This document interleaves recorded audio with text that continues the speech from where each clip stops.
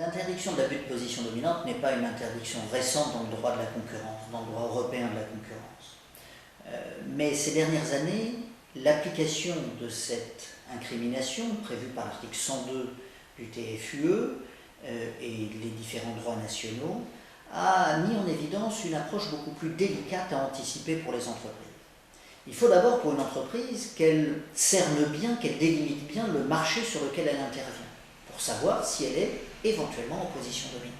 Et la délimitation des marchés est un exercice assez délicat. Si l'entreprise est leader, price maker sur un marché, elle peut effectivement être en position dominante et dans ce cas-là, ces pratiques doivent être beaucoup plus contrôlées car ce qui peut être autorisé pour une entreprise qui n'est pas en position dominante sera interdit dans ce cas. Et on voit que les autorités de la concurrence ont une approche qui tient compte de l'évolution des techniques, qui prend beaucoup plus en compte les données, les datas, les fichiers, les logiciels. Et il y a toute une nouvelle forme d'accès aux données qui est soumise au contrôle des autorités de concurrence ou de la Commission européenne. L'autorité française de la concurrence a par exemple imposé à Gaz de France de fournir ses fichiers clients aux nouveaux entrants sur le marché de la distribution électrique.